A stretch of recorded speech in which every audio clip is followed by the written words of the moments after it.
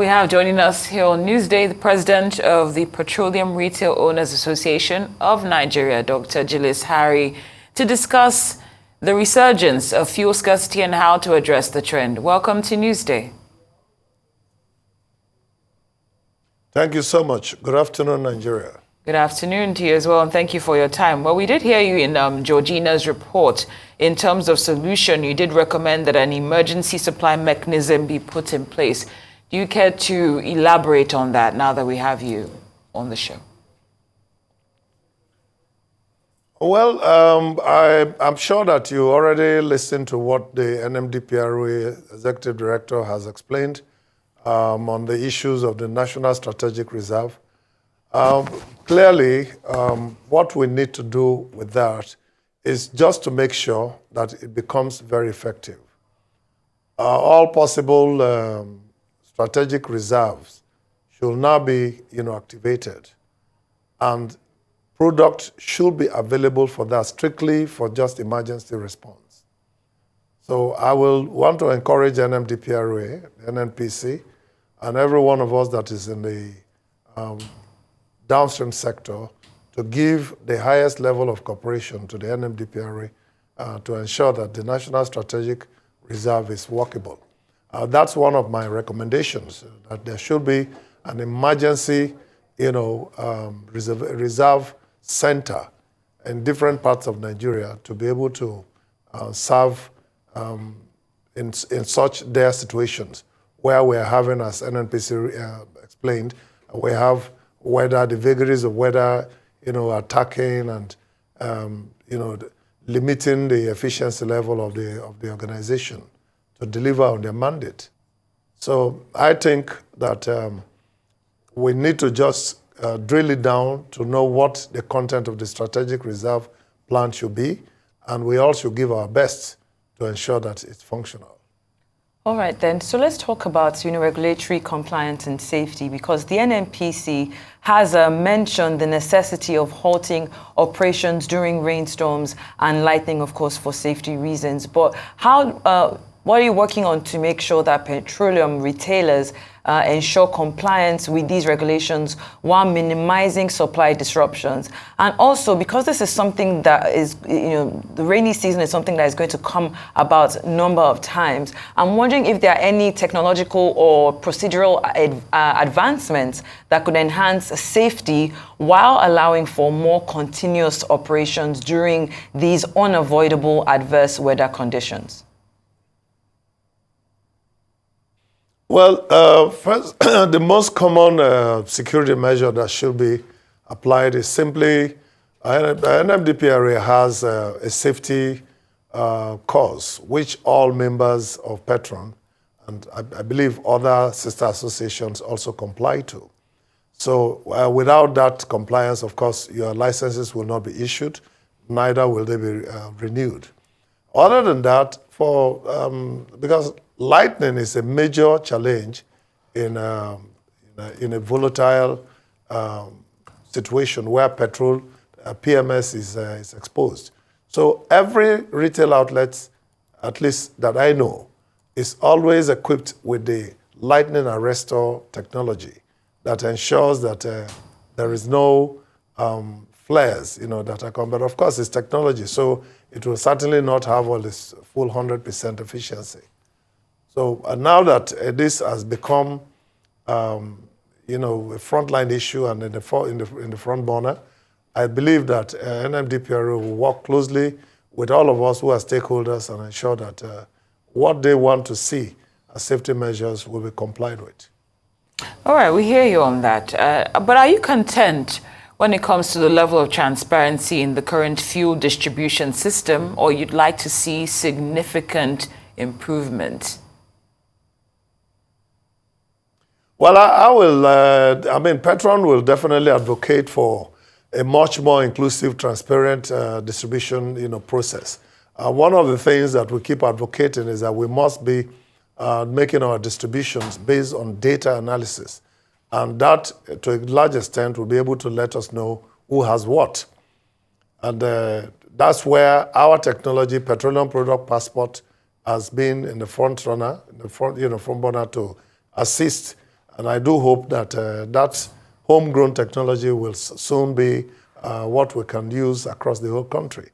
That will enable us to even do much more transparent operations and hold anybody accountable for whatever lines of duties or actions or activities that are missing that should ordinarily make us to be much more efficient in our petroleum product distribution mandate.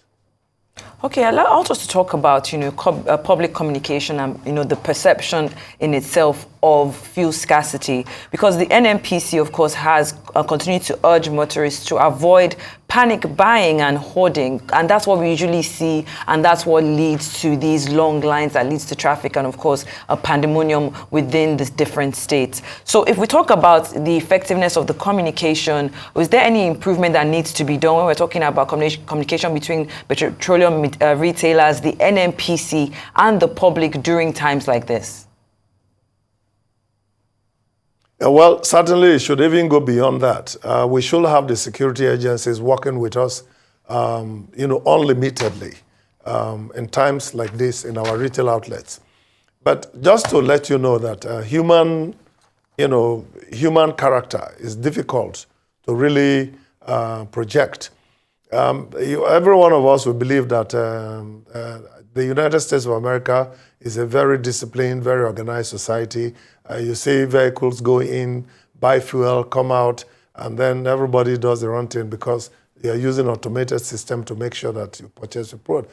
But we had a situation where some of the hurricane attacks, that especially the one I remember vividly was the Hurricane Ike, where the gas stations became flooded with users, motorists, and there were free-for-all fights between women and men and drivers and even business executives. So this kind of disruptive situation somehow, because of our human nature on trying to make sure that we satisfy the things we need to do, will always come up. But you see, Nigerians, in my opinion, and for the number of years I've lived to see, are very, very easy to obey laws. And they are easy to obey laws because once they see examples of how these laws are also obeyed by those who made the law, they are ready to follow through. So it's simple. If a station, for instance, Station A has petroleum product, say about 60 or 90,000 liters of PMS, and is selling, it's easy to be able to put on lines. And I recall in my early days in the retail business, way back in 1998, 1996, 1998, I mean, when you come to my filling stations, you must queue. And of course, this experience has been there forever. So you queue. I tried to introduce at that time a sticker, special sticker, which you have in your car if you are patronizing me. And then, of course, you have a double one if you are a loyal customer. So, of course, we had pumps that are, strictly designated for patrons who are loyal to my brand at that time. And I think those ideas can still be brought into play, where the stations are not clogged, and then station owners actually pay attention to what their managers do. So that will, help a lot. And as far as the panic buying is concerned, honestly, I want to advise Nigerians never to engage in any panic buying because you expose yourself to more danger than what you're trying to stop or trying to address. When you have fuel in your house, anything can happen, from just only a pan falling down on the floor to spark or just a little bit of fire. So there is no need to buy fuel to store. We hear you, Dr. Harry. Thank you for explaining that. Now, based on your position, I'd like to know your take on this. The average price of a liter of fuel around the world is about $1.30, and at an exchange rate of about 1,500 naira per liter, that should translate to about 1,950 naira per liter. So what's the realistic open market price of PMS in the country at this time?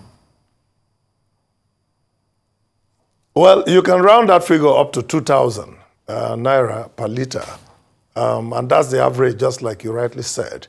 But we are an oil and gas producing country in Nigeria. And obviously, those are our natural endowments that we should ordinarily, have, peculiar advantage of. So, in reality, a liter of fuel in Nigeria should not sell at that price. But because we are subjected to international trading matrices, it's so very important for us to realize that when you import, you must sell at a price that will be able to give you profit. Otherwise, you cannot restock. You can't re-import. You cannot, then Nigerians will even suffer the more because our refineries are comatose. They are not working at this time. We've all been urging on the government on and cheering them, advising, giving necessary moral support and even technical ideas that we have. And up until now, none of the refineries is churning out even 1 liter of PMS. So those are the challenges that we should worry about.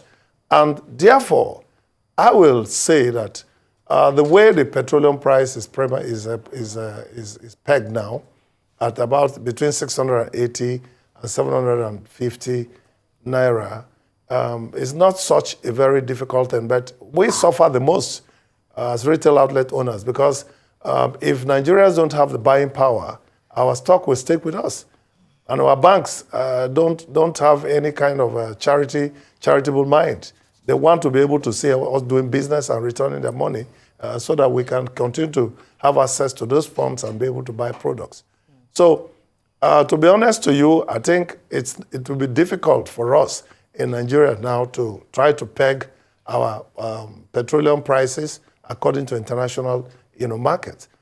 No matter what we say, if you land your product within that range of 1,700 or 1,900, obviously Nigerians can't even afford to buy them. So there's no need to even try. More so that we do not also have access to foreign exchange to be able to guarantee these imports. And that's why the PIA opening of additional petroleum product importers is not efficient because you have licenses, but you don't have money to buy. So what are you going to do? So I think let us keep enduring what the government of the day and NNPC are collaboratively and doing to make sure that we have petroleum product at our retail outlets at prices that are still affordable. Well, what that says to me is if we're looking at about 1,500 to 2,000, it looks as if the current administration may still be subsidizing PMS. But thank you so much for being on here. President of Petroleum Retail Owners Association of Nigeria, Dr. Gilles Harry. We appreciate your time and analysis here on Newsday.